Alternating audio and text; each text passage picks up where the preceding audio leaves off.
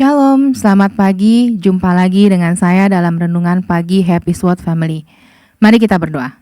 Tuhan Yesus, hamba buka renungan ini dengan kuasa Roh Kudus yang penuh hikmat. Biarlah Roh Kudus yang memenuhi kami semua dan memberikan pengertian segala sesuatunya. Kendalikan hamba, kuasai hamba-Mu ini Tuhan, biarlah segala sesuatunya keluar daripada Engkau. Dalam nama Yesus, haleluya, amin.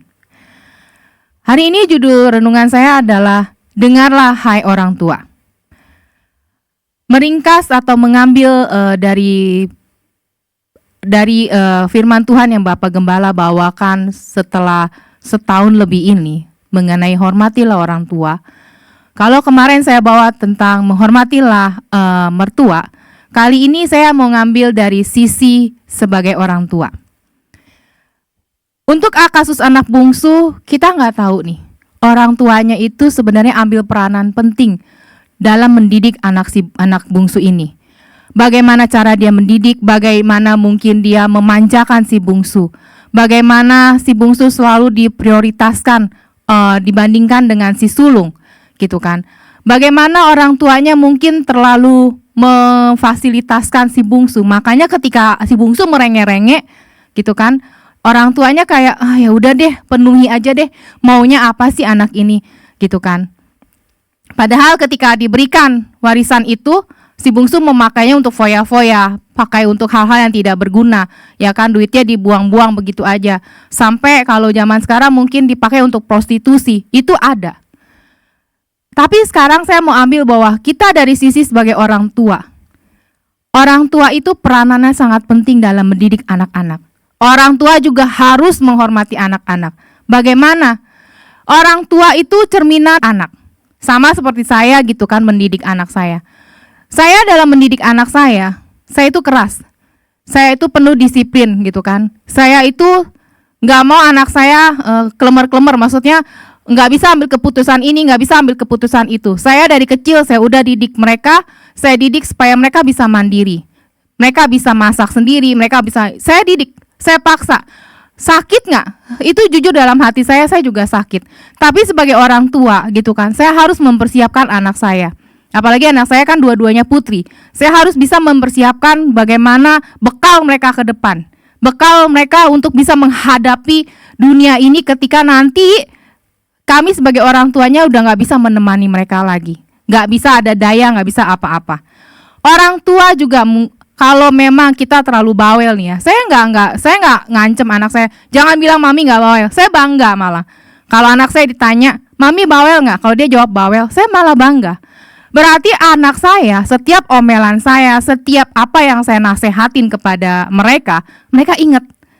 Mereka tahu ini ada bawelan maminya gitu kan, ada didikan maminya. Anak saya, saudara, kalau pergi, saya ada time buat waktu pulang. Ya kan, jadi kalau saya udah nyari, mereka tuh udah deg-degan, terutama anak saya yang paling besar. Dia udah udah nggak enak tuh, nggak ada damai sejahtera ketika dia pergi. Sama sekali dia udah ketakutan, karena dia tahu imbasnya atau efeknya kalau dia melanggar rules yang saya berikan. Efek-efeknya tuh kayak gimana gitu kan. Nah, kita sebagai orang tua harus memberikan contoh, memberikan teladan, mendidik mereka. Apalagi kita anak-anak Tuhan. Kita orang tua yang bertumbuh, berkembang di dalam kebenaran firman Tuhan. Kita harus bisa tuh mendidik mereka di dalam firman Tuhan. Kita harus seimbang, balance. Saya selalu ceritain masa lalu saya. Saya selalu kesaksian dengan mereka. Saya cerita. Saya punya waktu dengan mereka ketika kita makan siang gitu kan. Atau saya pergi nih bertiga doang.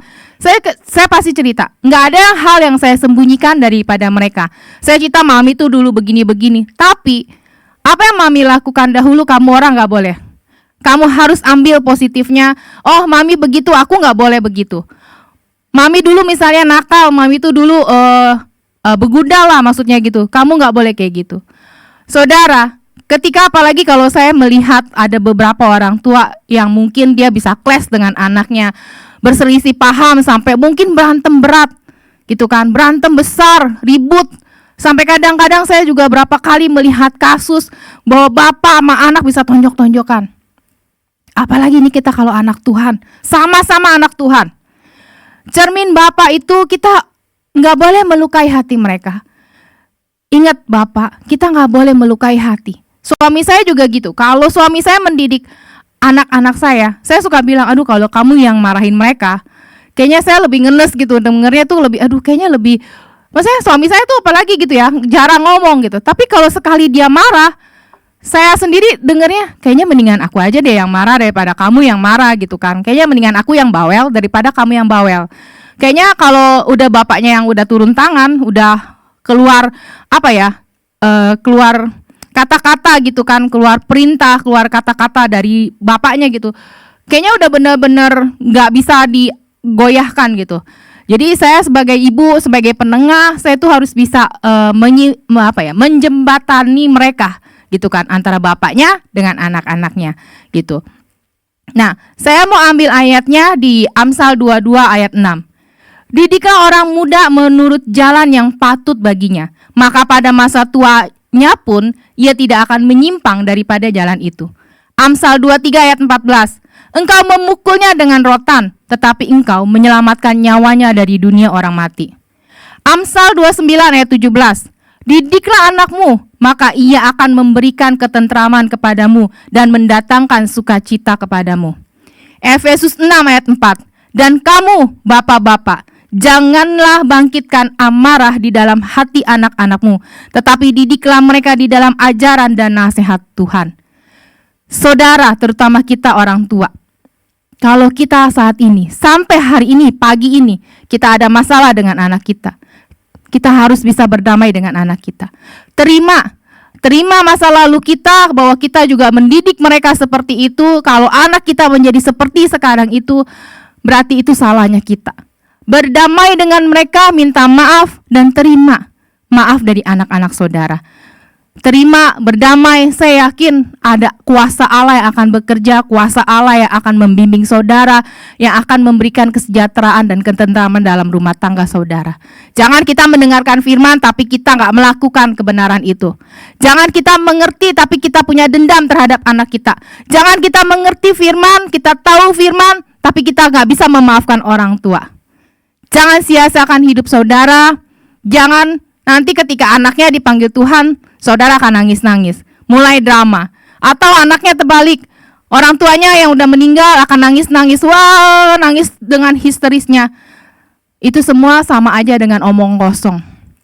Saudara, pagi ini, ayo bertobat dari segala perbuatan yang saudara sudah lakukan. Terutama orang tua ya. Orang tua yang sudah membuat luka pada anak-anaknya. Jangan kita lihat, kamu yang egois kok, kamu gak mau mengakui kesalahan kamu tuh jadi anak gak mau nurut sama orang tua, kamu tuh gini. Padahal kita lupa masa lalu kita, ya kan? Itu yang tertanam pada anak kita. Otak belakang kita merekamnya dan mengambil contoh teladan itu. Pagi ini firman-Nya sudah saya akhiri sampai hari ini, dan mari kita berdoa. Tuhan Yesus, terima kasih pagi ini.